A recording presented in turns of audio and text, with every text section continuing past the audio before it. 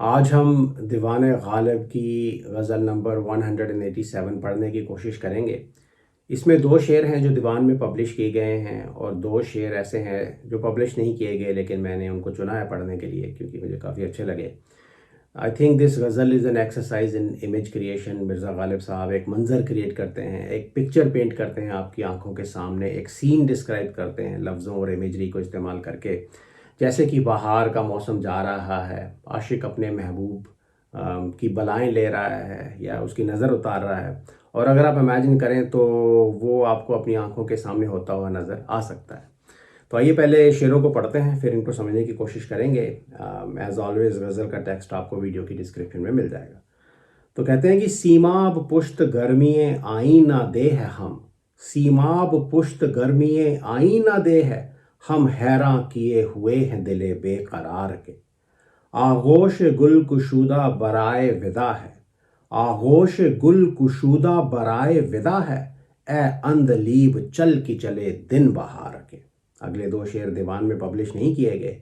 यूं बाद ज़ब्त अश्क फिरूं गिर्द यार के, यूं बाद ज़ब्त अश्क फिरूं गिर्द यार के, पानी पिए किसू पे कोई जैसे वार के।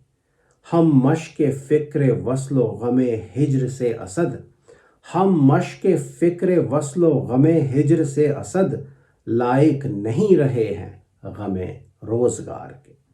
तो ये थे चार शेर। पहला शेर है कि सीमाप पुश्त गर्मिये आईना दे है हम, हैरां किए हुए हैं दिले बेकरार के। ऐसा करते हैं कि इस शेर को for the time being skip करते हैं, आखिर में हम इसके बारे में बात करेंगे। मुझे लगता है कि ये शेर बहुत ज़्यादा कॉम्प्लेक्स है, इसको समझना बहुत मुश्किल है, और the juice is not worth the squeeze. या तो इसके ऊपर वापस आते हैं, अगले शेर पे चलते हैं जो कि बहुत ही खूबसूरत शेर है। तो कहते हैं कि आगोश गुल कुशुदा बराए विदा है, आगोश गुल कुशुदा बराए विदा है, ए अंदलीब चल की चले दिन बहार के। आगोश गुल, गुल का फूल का, गुलाब के फूल का आगोश और एम्ब्रेस, या तो जिसमें आप किसी को गले से लगाते हैं। कुशुदा खुला हुआ, ओपन्ड, यहाँ पे आगोश के खुले होने की बात हो रही है। तो आप बाहें फैलाए खड़े हैं, गुल बाहें फैलाए खड़ा है किसी को गले से लगाने के लिए। बराए विदा, विदाई के लिए, बाई वे ऑफ फेयरवेल और लीव टेकिंग। अंदलीब बुलबुल को कहते हैं, परिंदा है जो गुल से इश्क करता है शेर व शायरी की इमेजरी में। तो एक बड़ा ही खूबसूरत और उदास मंजर गालिब साहब ने पेश किया है। आगोश गुल कुशुदा बराए विदा है, ए अंदलीब चल की चले दिन बहार के। या तो बहार आती है, गुल खिलते हैं। एक शेर में हमने देखा था कि बंद कलियां अपने आगोश को खोलती हैं और खिल के खुल के फूल बन जाती हैं और वो महबूब को गले से लगाना चाहती हैं। या तो यहाँ भी गुल के आगोश के खोलने की ही बात हो रही है, लेकिन आगोश को विदाई के लिए भी खोला जाता है। उस दूसरे शेर में महबूब को वेलकम करने के लिए आगोश खोला जा रहा था, और यहाँ पे विदाई के लिए, फेयरवेल के लिए आगोश को खोला जा रहा है। जब आप किसी को रुखसत करते हैं, किसी को विदा करते हैं, तब भी हम एक दूसरे को गले लगाते हैं। तो और एक बात कि ज़िंदगी छोटी होती है, गुलों की ज़िंदगी बहुत छोटी होती है। कुछ दिन के लिए वो खिलते हैं, उनकी खूबसूरती को गुलशन निहारता है, गुलशन को वो खूबसूरत बनाते हैं, और फिर वो मुरझा जाते हैं, और इवेंचुअली बहार भी चली जाती है और खिज़ां का उदास मौसम आ जाता है। तो यहाँ बहार के जाने का मंजर है। कहते हैं आगोश गुल कुशुदा बराए विदा है, कि गुल का आगोश विदाई के लिए खुला है। या तो गुल सबको गले लगा के रुखसत खुद होना चाहता है, उसको पता है कि अब मैं मुरझा जाऊंगा, मेरी ज़िंदगी ख़त्म होने वाली है। या फिर बहार जा रही है और हरियाली, खुशियाँ, फूल सब ख़त्म होने वाले हैं, और वो सबको गले लगा के विदा करना चाहता है। या तो इसलिए उसने अपना आगोश खोल रखा है। दोनों बातें हो सकती हैं। आगोश गुल कुशुदा बराए विदा है, ए अंदलीब चल की चले दिन बहार के। यह बुलबुल तू भी चल कि बहार के दिन अब चले, बहार के दिन जाने वाले हैं, बहार जाने वाली है और खिज़ां का मौसम आने वाला है। तो जितने मज़े बहार के लेने थे वो तूने ले लिए, हरियाली देख ली, अपने महबूब खूबसूरत गुल से इश्क कर लिया, अब उससे विदाई के लिए गले लगो और गुलशन से चले जाओ। यहाँ कुछ बाकी नहीं रहने वाला तुम्हारे लिए, खिज़ा आने वाली है। या तो ये इंसान की ज़िंदगी और इस दुनिया पे एक कमेंट्री हो सकती है। बाहर के मौसम के जैसे इंसान की जवानी ज़िंदगी बड़ी मुख्तसर होती है, तो इंसान भी इस दुनिया के गुलशन में जवानी में कई चीज़ों से दिल लगाते हैं। Eventually all of that comes to an end. इंसान को कहा जा रहा है कि तैयारी पकड़ो, इस दुनिया से जाने की, ज़िंदगी ख़त्म होने वाली है, या बुढ़ापे के दुख सहने की तैयारी पकड़ो, जवानी ख़त्म होने वाली है। तो eventually all good things come to an and.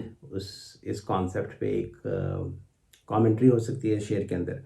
और कुछ ओपन एंडेड रंग भी हैं। अब देखें, इमेजिन करें, गुल किसको गले लगाने के लिए अपनी बाहें खोल रहा है, बुलबुल को, दूसरे फूलों को, किससे वो विदाई ले रहा है, ये आपकी इमेजिनेशन पे छोड़ा गया है। और ये भी हो सकता है कि क्योंकि बुलबुल को कहा जा रहा है कि तुम भी अब यहाँ से चलो, तो शायद वो इस वहम में थी बेचारी कि बहार हमेशा रहेगी, या बहार के मौसम का लुत्फ़ उठाते उठाते, इश्क करते करते वो भूल गई थी कि ये बहार एक दिन ख़त्म होगी और ख़िज़ां भी आएगी। तो उसको याद दिलाया जा रहा है कि बहार जाने वाली है, होश में आओ, तैयारी पकड़ो, ख़िज़ां के दिन आने वाले हैं। तो बुलबुल का महबूब मुरझाने वाला है, ये भी देखें आप, गुल मुरझाने वाला है, तो that adds another layer of sadness to this whole picture. तो ओवरऑल बहार के जाने का मंजर पेश किया है। ये इंसान की ज़िंदगी के लिए एक मेटाफर हो सकता है, इशारा इंसान की ज़िंदगी की तरफ हो सकता है।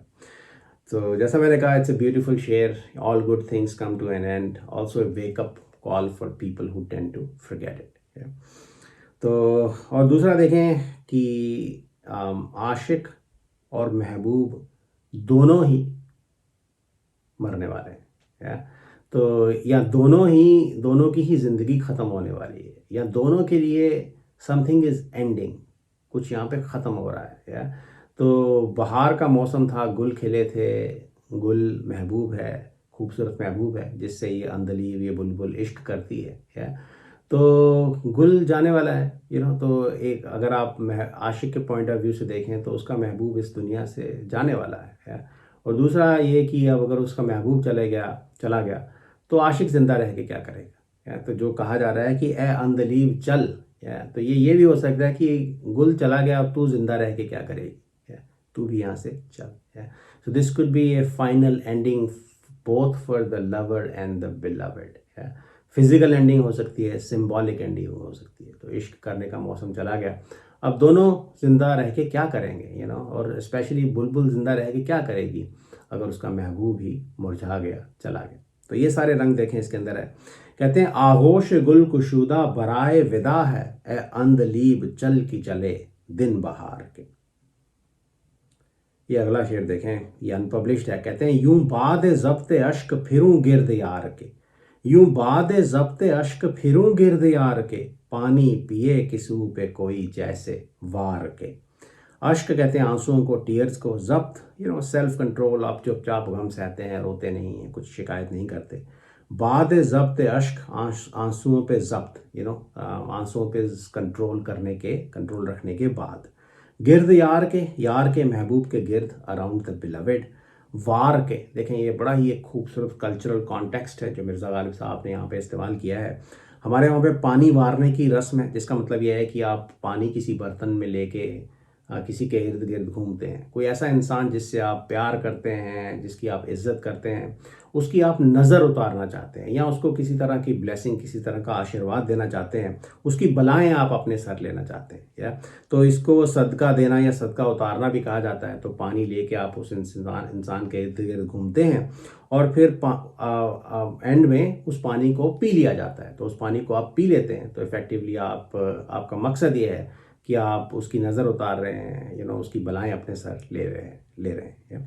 तो उसको पानी वारना कहा जाता है। तो उस रस्म को मिर्ज़ा गालिब साहब ने इस शेर में इस्तेमाल किया है।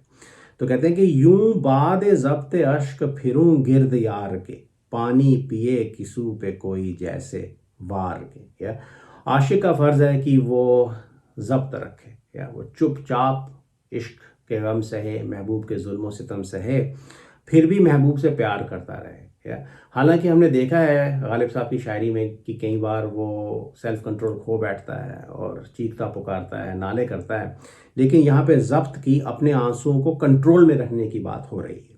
तो कहते हैं कि यूं यूं बाद ज़ब्त अश्क फिरूं गिर्द यार के। तो आशिक कह रहा है कि मैं अपने आंसुओं को ज़ब्त में लिए हुए, ज़ब्त करने के बाद ऐसे यार के गिर्द घूम रहा हूँ।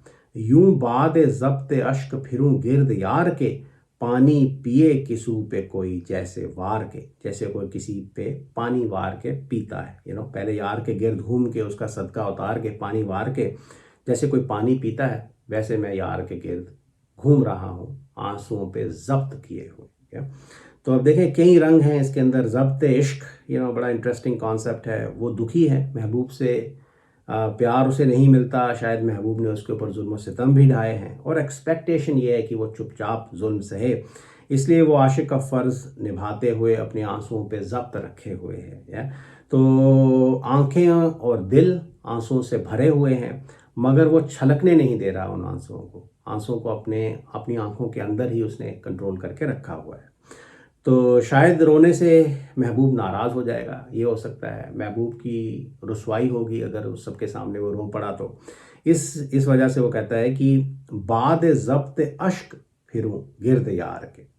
बाद ज़ब्त अश्क और रंग देखें, शायद ज़ब्त नहीं हो रहा था, या तो एक पल ठहर के ही हैज़ कंपोज्ड हिमसेल्फ, अपने आप को संभाल के आंसुओं को ज़ब्त करके दबा के उसने गर्दिश शुरू की है, ये हो सकता है।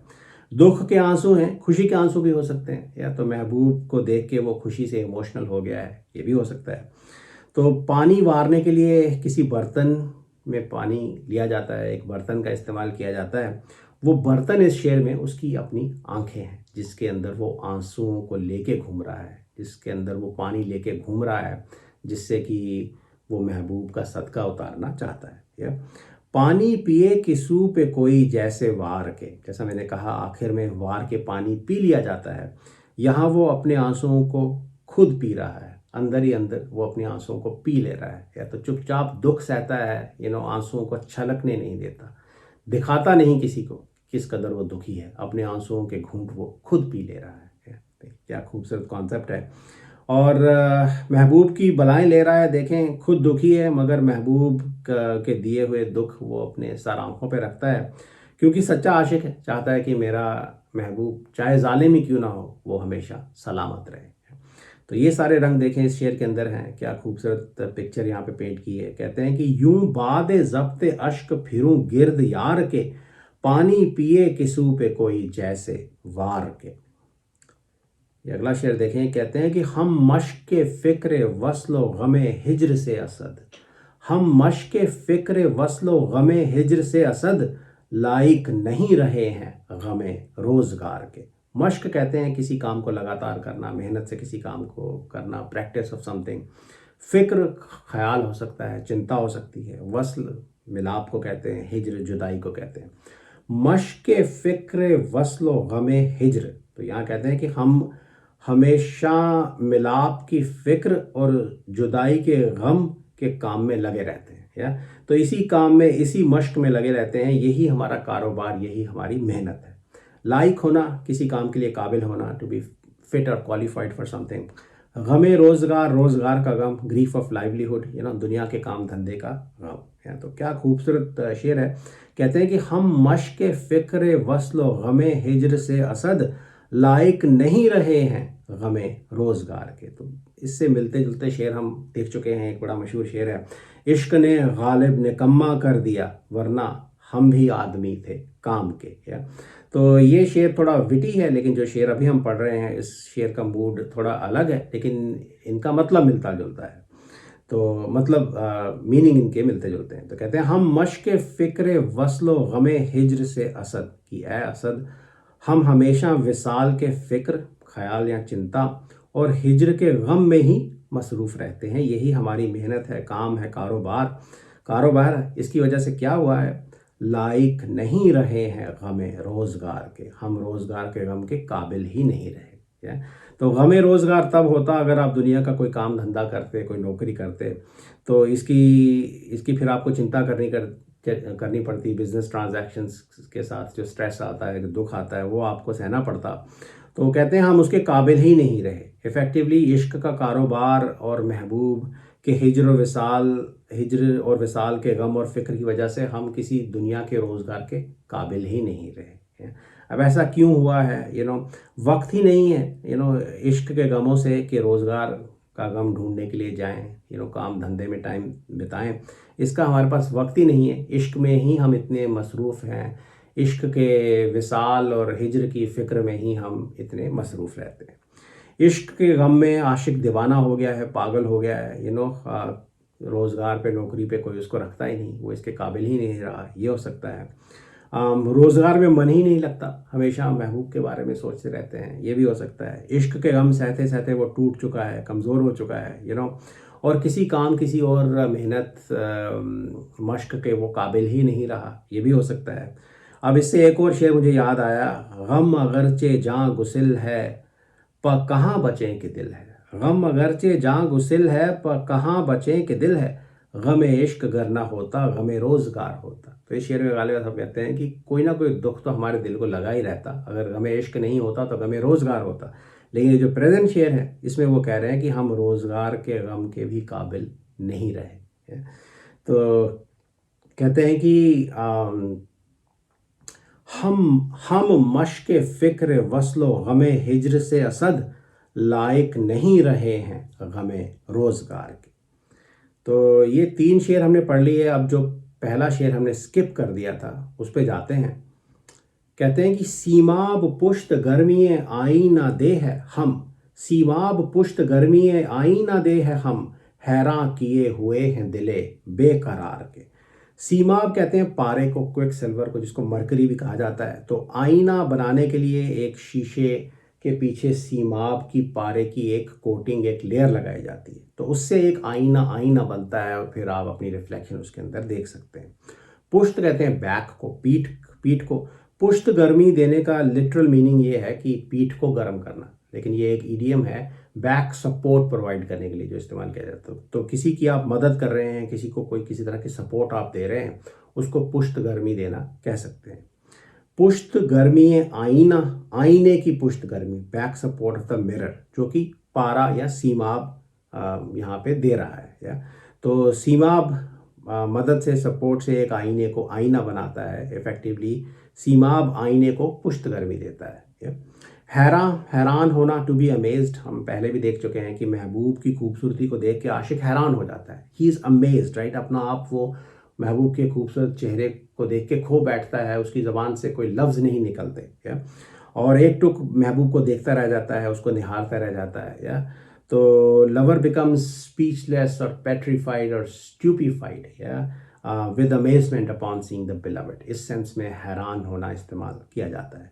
बेकरार, रेस्टलेस, बेचैन, एजिटेटेड, जिसके अंदर कोई इमोशनल उथल पुथल चल रही हो। या तो कॉम्प्लेक्स शेर है। कहते हैं कि सीमाब पुश्त गर्मी आईना दे है हम, हैरान किए हुए हैं दिले बेकरार के। या तो बड़े कॉम्प्लेक्स मेटाफर्स और इमेजरी का यहाँ पे इस्तेमाल किया गया है। इसके लिटरल मीनिंग को पहले समझने की कोशिश करते हैं।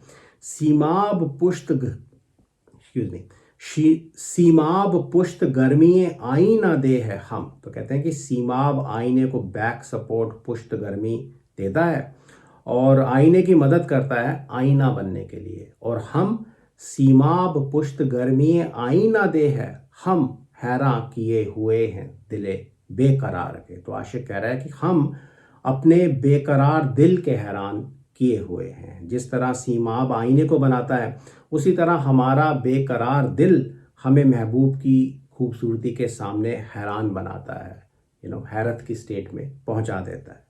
तो इतना हम इस शेर से कह सकते हैं कि सीमाब और दिले बेकरार किसी तरह की पुश्त गर्मी, सपोर्ट प्रोवाइड कर रहे हैं। अब किसी मकसद को पाने के लिए सपोर्ट दे रहे हैं। सीमाब आईने को सपोर्ट दे रहा है और दिले बेकरार आशिक को सपोर्ट दे रहा है। या लेकिन इनके अंदर रिलेशनशिप क्या है वो कहना बहुत मुश्किल है। इनके अंदर किसी तरह की रिजेम्बलेंस हो सकती है, किसी तरह का कॉन्ट्रास्ट भी हो सकता है। या तो देखते हैं दोनों पॉसिबिलिटीज़ को। तो अगर सीमाब और दिले बेकरार एक जैसे हैं तो ये कुछ पॉसिबिलिटीज़ यहाँ पे पैदा होती हैं। तो सीमाब आईने को बनाता है, बेचैनी आशिक को आशिक बनाती है। और बेचैनी ही आशिक का ट्रू नेचर है, उसका एसेंस है। उसको बेकरार दिल दिया गया है, उसके नेचर में ही है कि वो हमेशा सारी ज़िंदगी इश्क में बेचैन रहता है। तो सर से पांव तक वो इफ़ेक्टिवली बेचैनी का ही बना हुआ है, इस कदर बेचैन दिल उसको दिया गया है। तो आशिक को सच्चा आशिक बनने और उसको हैरत की स्टेट में जाने के लिए जो सपोर्ट चाहिए वो बेकरार दिल उसको देता है। जिस तरह आईने को आईना बनने के लिए जो सपोर्ट चाहिए वो सीमाब वो पारा प्रोवाइड करता है। ये हो सकती है रिजेम्बलेंस दोनों के बीच में। सीमाब हमेशा हिलता रहता है, मरकरी हमेशा हिलता रहता है, उसी तरह आशिक का बेकरार दिल भी कभी चैन से नहीं बैठ सकता, उसके अंदर भी इमोशनल हलचल मची रहती है। ये रंग भी हो सकता है। सीमाब आईने की मदद करता है महबूब की खूबसूरती को देख के रिफ्लेक्ट करने में, या और सीमाब की वजह से, जैसे मैंने कहा, आईना महबूब की खूबसूरती को एक अप्रोप्रिएट रिस्पॉन्स दे पाता है, या और बेचैन दिल आशिक की मदद करता है महबूब की खूबसूरती को एक बेफिटिंग अप्रोप्रिएट रिस्पॉन्स देने के लिए। और वो रिस्पॉन्स क्या है? हैरत की स्टेट में चले जाना, या इस सेंस में सीमाब और बेकरार दिल एक जैसे हैं। आईना भी महबूब की खूबसूरती से हैरान होता है, आशिक भी होता है। ये भी हो सकता है पूरी कायनात आशिक महबूब से इश्क करती है, गालिब साहब के महबूब से इश्क करती है, आईना भी इश्क करता है। तो आईना भी महबूब को देख के हैरान हो जाता है, आशिक भी हो जाता है। ये रंग भी इसके अंदर हो सकता है। और अगर इन दोनों के बीच में कुछ कॉन्ट्रास्ट है तो फिर एक दो रंग ये पैदा होते हैं कि सीमाब तो आईनों को पुष्ट गर्मी देता है, सपोर्ट देता है सीधा खड़े होने के लिए, लेकिन बेचैन दिल आशिक को लाचार बना देता है और अपने महबूब की खूबसूरती के सामने वो पथरा जाता है। He is helpless and stupefied with amazement in front of the beloved. On the other hand आईना सीधा खड़े रहता है क्योंकि सीमाब उसको पुष्ट गर्मी सपोर्ट प्रोवाइड करता है। इस सेंस में सीमाब और पुष्ट गर्मी जो है वो they could be in A state of contrast. आईने को सपोर्ट देने के लिए बाहर से सामान लाना पड़ता है, या सीमाब उसके पास है नहीं, लेकिन आशिक को बनाया गया है दिले बेकरार देकर, राइट। तो आशिक को हैरान होने के लिए, हैरत में की स्टेट में जाने के लिए जो सामान चाहिए वो उसके अंदर ही दिया गया है। इसीलिए आशिक का नेचर ही ऐसा बनाया गया है कि वो हमेशा बेचैन रहता है, उसको बाहर के किसी सामान की ज़रूरत नहीं पड़ती जैसे कि आईने को पड़ती। तो ये सारे रंग इस शेर में हो सकते हैं। बड़ा कॉम्प्लेक्स शेर है, 100% इसका मीनिंग समझना मेरे लिए तो नामुमकिन था। अगर आपको कोई और रंग नज़र आए तो प्लीज़ कमेंट करके बताएं। कहते हैं कि सीमाब पुष्ट गर्मीए आईना दे है, सीमाब पुष्ट गर्मीए आईना दे है, हम हैरान किए हुए हैं दिले बेकरार के। तो ये थी पूरी गज़ल। I hope it made some sense. Thank you.